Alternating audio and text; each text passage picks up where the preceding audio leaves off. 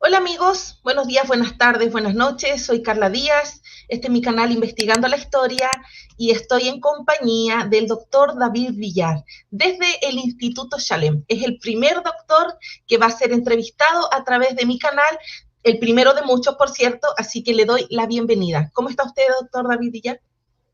Pues muchas gracias Carla, estoy muy bien, muy a gusto, muy contento de estar en tu canal y con muchas ganas de hacer esta entrevista. Así que soy todo oídos y muchas ganas de contestar a todas tus preguntas y que, pues bueno, todos que sigan tu canal les guste esta entrevista y puedan disfrutar de ella cuando lo vuelvan a ver.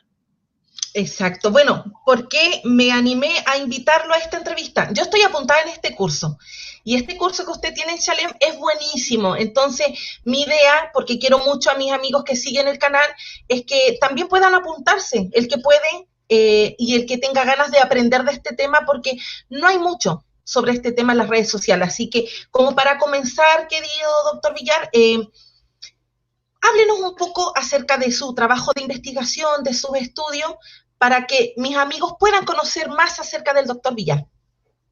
Vale, pues perfecto. Bueno, yo estudié la carrera de Historia en la Universidad Complutense de Madrid. Allí me especialicé en los estudios, ya empecé a especializarme en los estudios de religiones. Empecé estudiando las religiones concretamente de Mesoamérica, de toda la zona de Sudamérica también. Y luego hice el máster en Ciencias de las Religiones, también en la Universidad Complutense de Madrid, y ahí ya inicié mis estudios en lo que es el mundo bíblico. Primero con un trabajo de fin de máster dirigido por el que fue luego mi director de tesis, el profesor Julio Trebollo Barrera, sobre los orígenes de la adoración a Yahvé y también las características y la evolución de su culto. Después de eso, bueno, ya empecé a participar en congresos, escribir alguna reseña, algún artículo y empecé mi tesis doctoral en la Universidad Complutense, trabajando para el Departamento de Estudios Hebreos y Arameos, con una beca del Ministerio de Educación de España, sobre la cronología de los reyes de Israel y Judá, estudiando, bueno, las variantes del texto hebreo, del texto griego. Y a lo largo de esos años, pues, realicé, bueno, diversos artículos, participé en en varios congresos nacionales e internacionales, en estos de la Society of Biblical Literature, en Roma también, en Bolonia, realicé diversas estancias de investigación en Jerusalén, en el École Biblique, por ejemplo, participé en la excavación de la ciudad de David, también allí en Jerusalén, y luego, bueno, también hice otras estancias académicas en Finlandia, en la Universidad de Helsinki, y en Múnich también en la Ludwig Maximilians Universität. Luego defendí la tesis a principios de este año y bueno, he seguido publicando artículos sobre este tema. Mi tema sobre todo es un estudio, me he dedicado al estudio más bien textual, crítica textual literaria de los textos, sobre todo de los libros de Reyes, pero con el propósito de investigar la historia de esta época, concretamente el primer templo, ¿no? Porque entiendo yo que siempre en mis estudios hago siempre una distinción entre lo que es la historia, ¿no? Que fue una, que quizás nosotros no podemos alcanzar nunca a saberla, y lo que nosotros alcanzamos a reconstruir sobre ella con todas nuestras fuentes. Y bueno, en eso me he dedicado y próximamente, bueno, pues seguiré dedicándome a esto con mis investigaciones en el Instituto Salem y en otros sitios también. Es buenísimo, o sea, podemos decir que es un lujo tener en Chalem y tener acá en Investigando la Historia al doctor David Villar, porque realmente usted está muy preparado en todos estos estudios.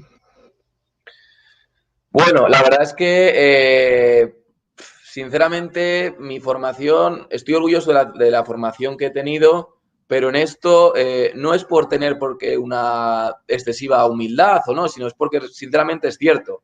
En estos estudios creo que hay que acercarse con mucha cautela, porque a medida que sabemos más, vemos que esta construcción o nuestras nociones sobre el pasado que hemos tenido, que han estado vigentes, bueno, pues son aproximativas, ¿no? Entonces, por mi parte, lo que trato es siempre poner todo lo que hay sobre la mesa para conocer nuestra historia y acercarme a lo que más podemos saber sobre cada uno de estos fenómenos. Entonces, bueno, mi formación, he tenido suerte de tener una formación buena, pero aún me queda muchísimo por aprender y muchas cosas por trabajar. Así que, para Claro. nada, todavía me considero un gran aprendiz de todo esto.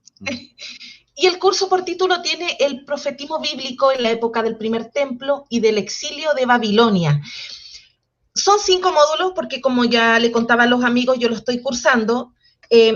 Y para partir dentro del primer módulo, lo que me llama la atención, que podríamos encontrar una buena definición para esclarecer las dudas que hay en torno a ciertos términos.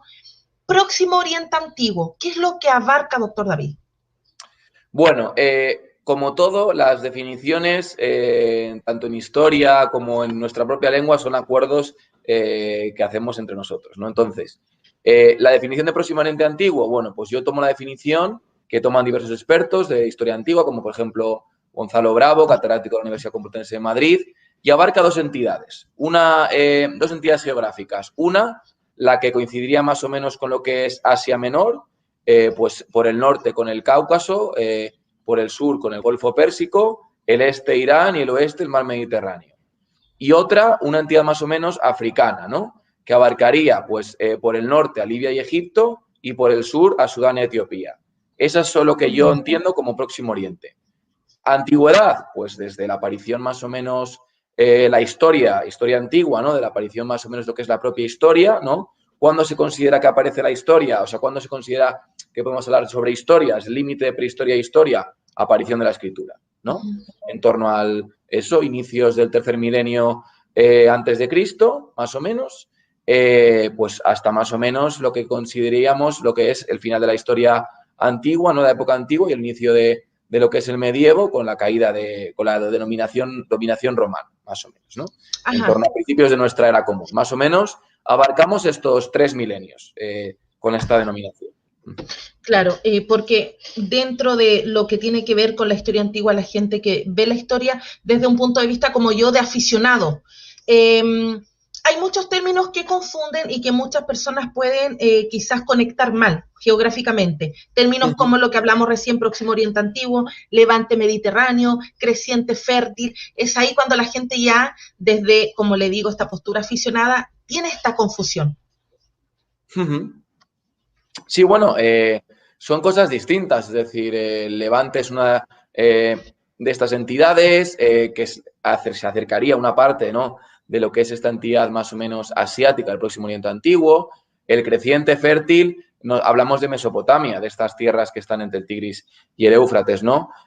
Próximo Oriente Antiguo es una entidad más compleja, es decir, perdón, Próximo Oriente es una entidad más compleja, más amplia, y en la antigüedad, pues abarcaría este contexto temporal, más o menos unos 3 milenios, ¿vale? Es decir, desde el tercer milenio antes de la era común, antes de Cristo, tal y como quiero mencionarlo, hasta más o menos, bueno, pues siglo I, II, III, IV, con el fin de la dominación romana, ¿no? El acuerdo del inicio de la Edad Media es en el 476, pero bueno, en esta tierra, pues siglos II, III más o menos, podíamos ya romper con esta denominación, ¿no? Esa sería, en términos geográficos, las dos entidades que he hablado, y en términos en contexto temporal, pues estos 3 milenios. Y respecto al profetismo, la Biblia nos puede dar evidencia de que habían profetas en otras religiones o en otras culturas, como los profetas de Baal. Sabemos que entonces los profetas no comienzan con los hebreos, sino que anteriormente los sumerios y otros tipos de pueblos o civilizaciones también tenían sus profetas. Pero en particular, los profetas en Israel, ¿cuándo comienzan?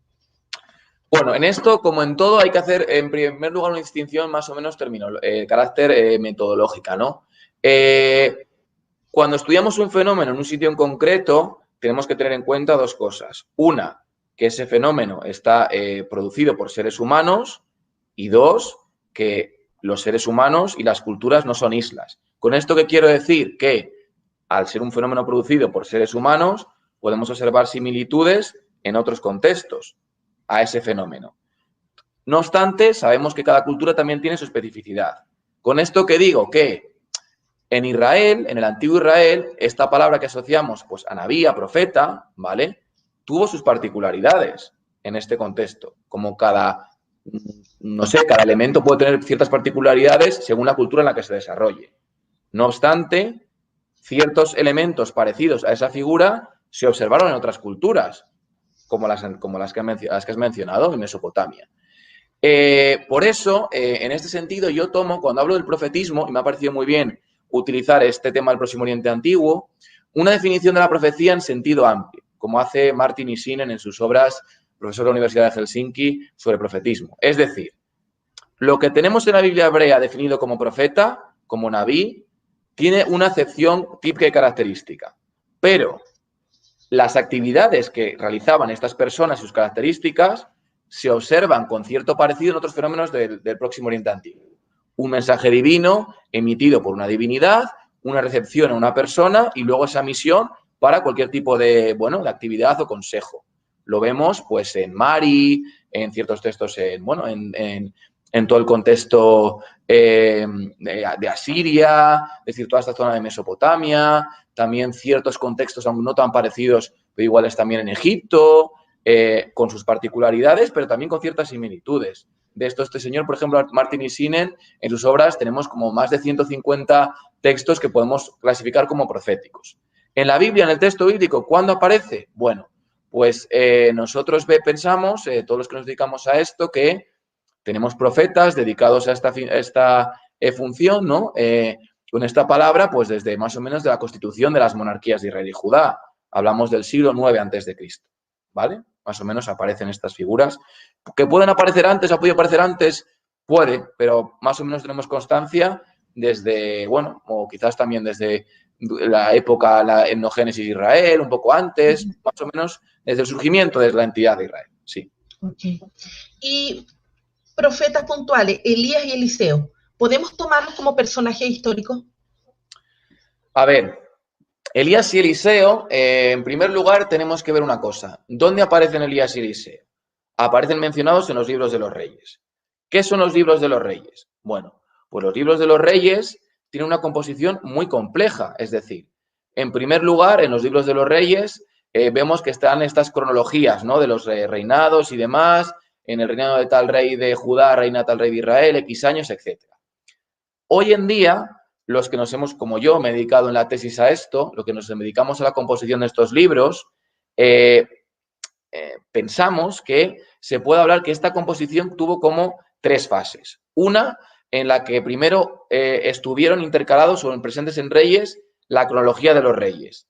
Después se intercalaron en estos relatos estos ciclos de los profetas y en último los elementos teológicos. Vale, tres fases. Sobre el origen de los ciclos proféticos, como son los relatos de Elías y Eliseo, 1 Reyes 17 hasta 2 Reyes 13,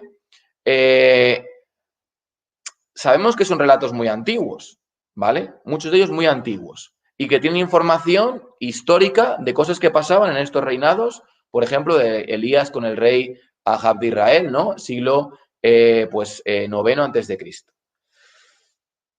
Que esos personajes hayan sido históricos y no una creación literaria, no tenemos, creo, suficientes elementos para decir ni una cosa ni la otra, porque solo tenemos una fuente que nos aproxime a ello.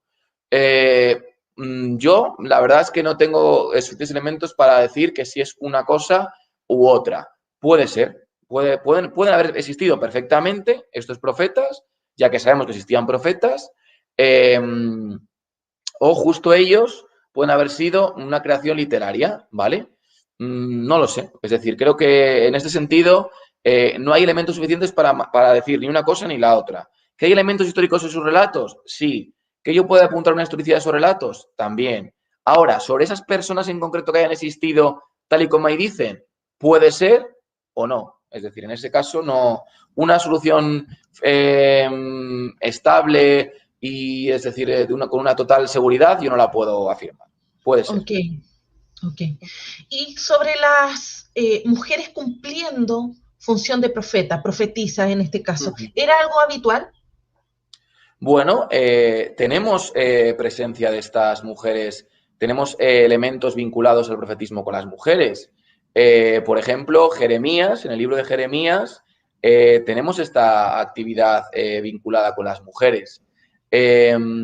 También, es decir, en este sentido, en otros contextos, como por ejemplo en Mari y en Emar, tenemos también denominaciones, ¿no? En las Muniabiatu o algo así, es la transcripción, con personal femenino dedicados al profetismo. Particularmente pienso que en estas culturas de carácter más patriarcal, obviamente, pues había más representación de lo masculino en esta asociación, pero en esta figura del profeta. Pero para nada era algo exclusivo de los hombres. También había mujeres profetisas, sí. Ok. Y pasando a otro módulo, porque, bueno, para contarle a la gente que dentro de este curso hay 5 módulos. El primero que es profetismo y Próximo Oriente Antiguo, el segundo que es Elías y Eliseo. Hay un tercer módulo titulado Isaías. Y bueno, hay dudas en torno a Isaías, el rollo de Isaías, si realmente es redactado por un solo Isaías o se puede ver varios Isaías dentro de este libro. ¿Qué dice usted de eso, doctor? Bueno, en primer lugar, brevemente así en cuanto a los módulos, bien, los módulos los he elegido por esta cuestión de ofrecer una imagen compleja, sí, pero a la vez factible y asimilable para el público sobre los principales profetas en esta época, que es el primer templo y el exilio de Babilonia. Sobre la estructura de ellos, en este sentido, lo que he hecho en cada uno de los módulos es, para dar esta imagen compleja y para saber la complejidad también de cómo se construye una imagen sobre una persona, pues en primer lugar, hacernos esta aproximación de qué fuentes tenemos de esto para acercarnos a saber qué puede ser historia o qué no, cómo está este texto, cómo está esta imagen del profeta en la principal fuente que tenemos de él, el texto bíblico, y en segundo lugar, después del texto bíblico, qué cosas, qué añadidos se han hecho posteriormente que hoy en día tenemos en nuestro imaginario sobre este profeta. Esto es lo que es la recepción de cada uno de ellos. Sobre Isaías, bien, prácticamente en la práctica totalidad hay una división tripartita sobre Isaías. Primer lugar, capítulos 1 a 39, después los capítulos 40 a 55 y luego los capítulos 56 a 66. Hay una unicidad clara en los capítulos 1 al 39, lo que es este primer Isaías. Este Isaías que podemos vincular, podemos situar con sobre todo el que vinculamos con el reinado de Ezequías, el asedio por ejemplo, de Sennacherib, de los asirios a Jerusalén, 701 a.C., ¿vale? Sobre los otros Isaías, bueno, situamos estos Isaías en uno en la parte exílica y otro, parece que los últimos capítulos en torno a pues la época de Esdras y Nehemías, tras la vuelta. Pero, no obstante, sobre la separación entre estos, es decir, en lo que es el llamado Deutero-Isaías y el Trito-Isaías, es un tema más complejo. ¿Por qué? En primer lugar, desde el capítulo 40 al 66, parece haber una unicidad más o menos de mensaje y contenido, ¿no? Pese a que se observe ciertas diferencias entre los últimos 10 capítulos de Isaías, por lo cual ello es lo que ha hecho hablar de un tercer Isaías. No obstante, las últimas investigaciones, por ejemplo las de Blenkinsop al respecto, han mostrado que la unicidad de estos últimos 10 capítulos no parece ser tan clara y que, pese a que quizás tengamos que hacer una distinción de ellos respecto a lo que es ese Deutero Isaías, capítulos 40 al 55, este Trito Isaías, del 56 al 66, no sería a veces quizás como un tercer Isaías, sino como varias distintas adiciones, ¿no? En cualquier caso, ¿por qué todo se vincula con el mismo nombre? Bueno, esto es un fenómeno que observamos en la Biblia, después también posteriormente, pues para dar más autoridad a este libro, ¿no? Es decir, aunque la segunda y la tercera parte sean posteriores, todas se vinculan con el nombre, bajo este nombre de Isaías, ¿no? Pero bueno, como ya digo, esta cuestión sigue abierta todavía en la actualidad. Si bien distinguimos del 1 al 39 y luego del 40 al 66, parece que hay una distinción entre los últimos 10 capítulos y los es decir, hay una distinción entre el 40 al 55 y el 56 al 66, pero sobre estos últimos 10 no está muy claro todavía la cuestión. Hay que seguir trabajando. Ok. Y respecto a Jeremías, avanzar a un siguiente módulo. ¿A quién podría atribuirse esta reina del cielo que denuncia a Jeremías en esa época? Bien, en cuanto a Jeremías, bueno, Jeremías, la verdad es que su profetismo lo tenemos, bueno, en torno a, sobre todo vinculado con el reinado de Josías, de Judá, en la segunda mitad del siglo VII a.C. y se piensa que muere exiliado en Egipto, en esta comunidad de judaítas, que no judíos, que tenemos, por ejemplo, rastros de ellas pues, en Elefantina también, ¿no? ¿Qué es esta reina del cielo? Bueno, pese a la imagen que se da en la Biblia hebrea sobre la religión en la antigua Israel, únicamente el monoteísmo triunfa en lo que es el antiguo Israel en la época del Segundo Templo, es decir, se condensa, se forma en el exilio de Babilonia y no tenemos rastros de politeísmo en el Segundo Templo. Antes sí, prueba de ello, estos judíos que se exiliaron por ejemplo, a Egipto, tras la conquista de Nabucodonosor II, tenemos elementos en ellos politeístas, es decir, el monoteísmo se forma solo en el exilio de Babilonia. Entonces, estas críticas de Jeremías al politeísmo, personificadas algunas de ellas en esta Reina de los Cielos, en inglés Queen of Heaven, lo que es una crítica a una de estas deidades que se adoraban en Judá, como la Reina de los Cielos. Es una de estas críticas que hace Jeremías, porque la reforma que hace Josías de tratar de unificar el culto en Jerusalén, es decir, adorar solo a un Dios y en un solo templo, que es una monolatría, ahí todavía no se prohibía la existencia de otros dioses, sino que solo se quería adorar a uno de ellos, no fue efectiva para la población de Judá. Y de ahí las críticas de Jeremías. Pero esta reina del cielo podría ser porque algunos apuestan por Ashera, otros por Anat, por Astarte. ¿Hay algo claro o siempre van a ser especulaciones? No, bueno, la verdad es que, bueno, en primer lugar, Anat es es decir, hay que diferenciar entre Anat y Asera, ¿vale? Anat lo tenemos en el ciclo de Baal, ¿vale? Asera es la consorte de él, ¿vale? Tiene un rango mayor a Asera, ¿vale? O a Tirat. Asera, en ese proceso de identificación que tenemos de Yahvé con él, ¿vale? Demostrado, bueno, que por los epítetos que tienen los dos, ¿no? Él era el del dios, por ejemplo, adorado en Canaán, lo tenemos en Ramsamra, en los manuscritos, en este panteón cananeo, en esta ciudad de Ugarit, ¿no? Pues con padre de años, ¿no? Que es El dios mismo, él. el dios él, este mismo epíteto se vinculan también con Yahvé, ¿vale? En ese proceso de identificación, Yahvé también tiene adquiere esa consorte, ¿no? Adorada, Aserá. Prueba de ello, inscripciones de Kuntillet Ruth, siglo IX a.C., en lo que tenemos ese nombre de Yahvé y Aserá, ¿no? Esta reina de los cielos, este elemento, es decir, la simbología que tenía, cómo era este dios, características que tenía él, era este dios del panteón, bueno, de lo celestial, vinculado con lo celestial, con los astros, este gobierno, ¿no? de este elemento. Yahvé lo adquiere y, por supuesto, en esta situación, pues también adquiere estos elementos femeninos que estaban vinculados con esto. Por ello, este Queen of Heaven, esta reina de los cielos, perfectamente puede ser otro de los epítetos vinculados con lo femenino, como con Asherá, ¿vale? Con ese elemento de la realeza que tuvo esta consorte, primero en Ugarit y luego adquirido por parte de la religión israelita en ese proceso de identificación que tenemos de Yahvé con él. Ajá.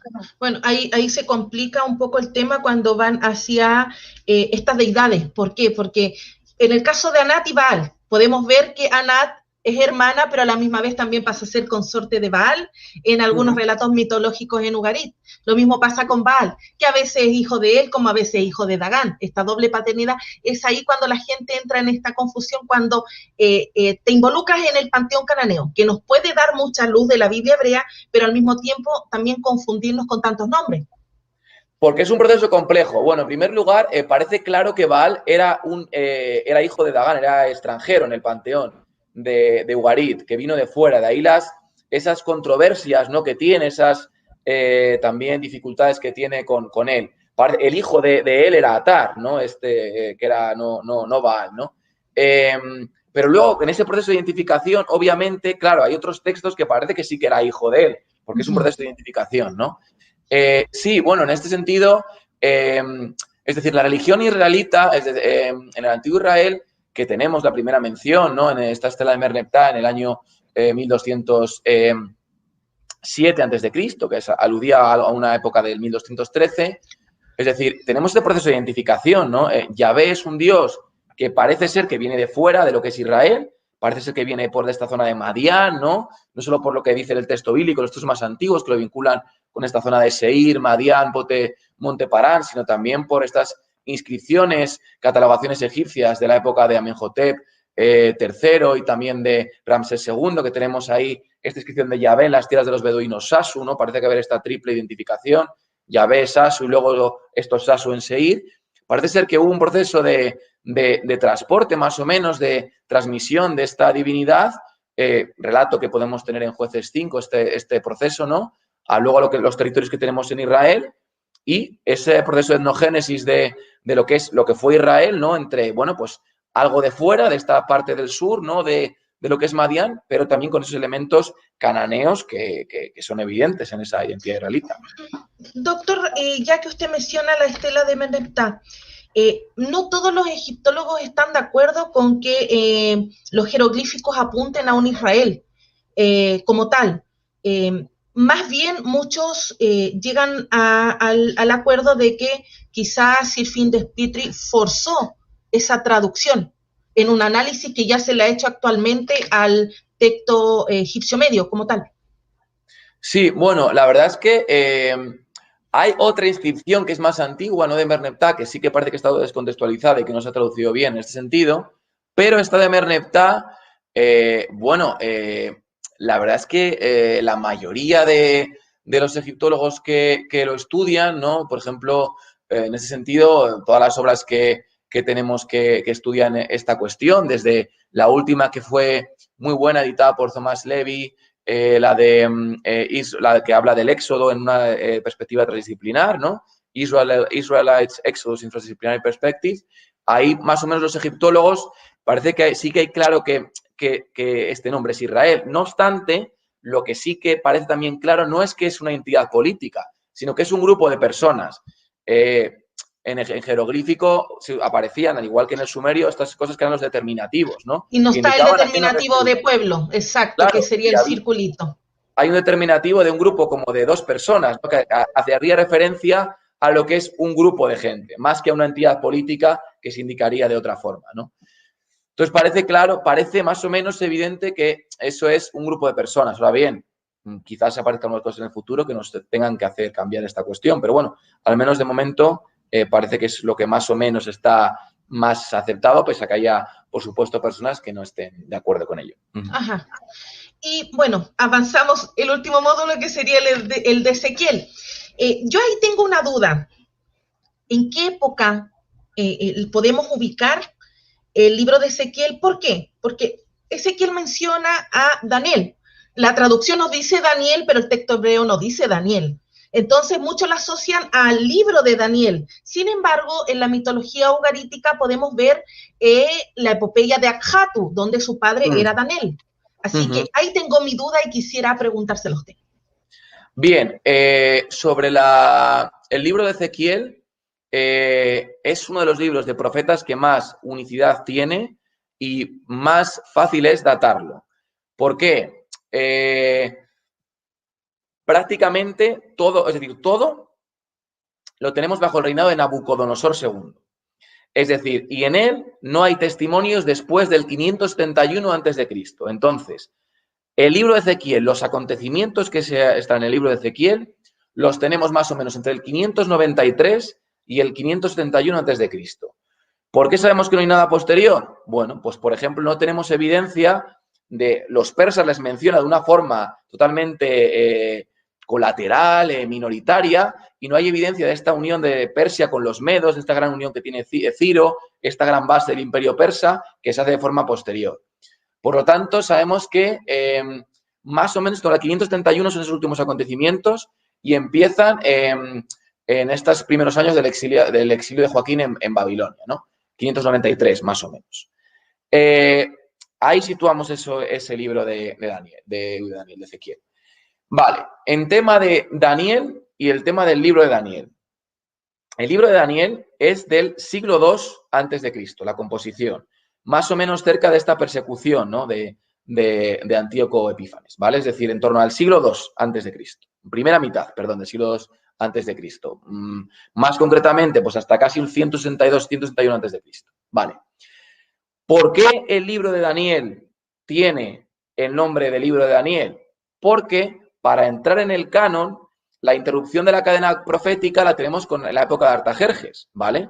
Entonces, para entrar en el canon de los textos, tiene que vincularse a un profeta anterior a esa interrupción de la cadena profética, ¿vale? Lo mismo lo tenemos, este fenómeno de la pseudoepigrafía, lo tenemos en otros textos también del contexto judío. Ejemplo, el libro de Enoc. Estos 4 libros de Enoc atribuidos a un personaje mucho más antiguo que aparece en Génesis, que es Enoc. Vale. En torno a... Por ello, no hay que hacer identificación entre este Daniel, ¿vale? O Daniel. Parece que ahí sí que en Ezequiel 14, me parece, creo que sí que hay una mención a un Daniel, ¿vale? Me parece más clara en el sentido. Hay 2 menciones en el libro de Ezequiel sobre Daniel. En Ezequiel 14 y Ezequiel 28 creo que es la otra mención, ¿vale? Pero en Ezequiel 14, que es la que es un poquito más clara, aparte de Ezequiel 28, lo que se menciona es como un gran sabio, más o menos un sabio o algo así, ¿vale? Sobre quién era esta persona, si era este Daniel de la mitología más de contexto cananeo, ¿vale? Hoy en día la mayoría de los estudiosos parecen apuntar a esta tesis. No obstante, sí que hay algunos de ellos que pueden decir que hay como una independencia y que puede haber una persona, otro sabio de esta época en esta cuestión. Para mí, sinceramente, no es importante si es uno o si es otro. Lo que es importante y lo que es claro es que los acontecimientos que se mencionan en el libro de Daniel tienen o parte de memoria de épocas anteriores, pero sin ninguna duda son muy posteriores a la época a la que quieren vincularse. Al menos, ya digo, 400, más o menos 350, 400 años, porque son compuestos en el siglo, a mi primera mitad del siglo II antes de Cristo. Excelente. Y bueno, doctor Villar, para finalizar, yo por mi parte hago la invitación a todos los amigos que luego ven este video a poder apuntarse a este curso que realmente está buenísimo. Hoy pudimos dar como una pincelada, algo bien ampliado de lo que sería el curso en sí en el Instituto Shalem. Así que le dejo un minutito, unas palabras para que pueda invitar a la gente a este curso. Muchas gracias. Bueno, pues en primer lugar, ¿por qué yo haría este curso? Bueno, pues porque creo que es una buena aproximación, es decir, hoy en día los estudios de Biblia y en cualquier cuestión, los estudios, sobre todo relacionados con cristianismo, judaísmo, etcétera, siempre se suelen hacer teniendo en cuenta como 2 aproximaciones. Una, en la que quieren más o menos minimizar toda la veracidad que hay en estos testimonios, y otra, maximizarla. ¿Qué es lo que he hecho yo en este curso? Poner las cosas sobre la mesa. Es decir, ¿qué tenemos para estudiar este fenómeno? ¿Qué dicen las últimas investigaciones sobre estas cuestiones? ¿Qué podemos saber nosotros sobre ello? Y cómo podemos averiguar más en el futuro. Reconstrucción histórica. En segundo lugar, ¿qué es lo que tenemos en el principal texto? La Biblia, el tema del texto bíblico. Y en tercer lugar, ¿qué hay de lo que hemos recibido a partir de ahí, en lo cual hoy en día han aumentado nuestras tradiciones esta información? Es decir, nuevas cosas sobre los profetas y demás. ¿Con ello qué es lo que persigo? Pues que podamos tener claro, en primer lugar, qué puede ser histórico o qué no de estos principales personajes. En segundo lugar, qué es lo que principal información que aparece de ellos en el texto bíblico. Y en tercer lugar, cómo hemos añadido características desde la producción de este texto bíblico a lo largo de la historia. Eso es mi intención con este módulo.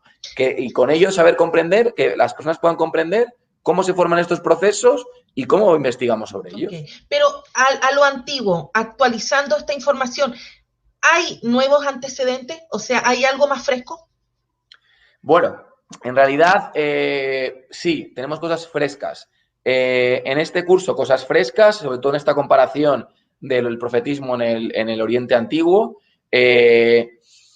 cosas muy interesantes en torno a dónde podemos situar este origen del profetismo. Siempre se ha vinculado el origen del profetismo como con una llamada de Dios, de la divinidad, a los profetas, y nuevos textos del Próximo Oriente Antiguo, con cierto análisis nuevo de textos de la Biblia, pueden indicarnos que también quizás esa acción, esa iniciativa, a veces pueda provenir del elemento humano y no del elemento divino. Es una cosa muy interesante.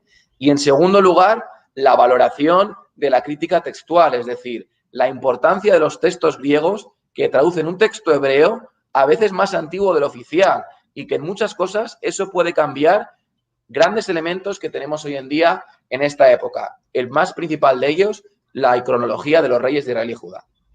Excelente. Nos despedimos, David, agradeciéndole por este tiempo, esperando que no sea la última vez que pueda usted venir a una entrevista a Investigando la Historia. Y nos despedimos de los amigos, esperando que pronto, en un par de días más, disfruten de esta buenísima entrevista. Muchísimas gracias, y para mí será un placer volver aquí, hablar contigo. Estoy muy cómodo y, bueno, de escucharos a todos, de recibir vuestros comentarios, preguntas, dudas, sugerencias y poder contestarlas. Muchísimas gracias. Okay. Adiós. Adiós.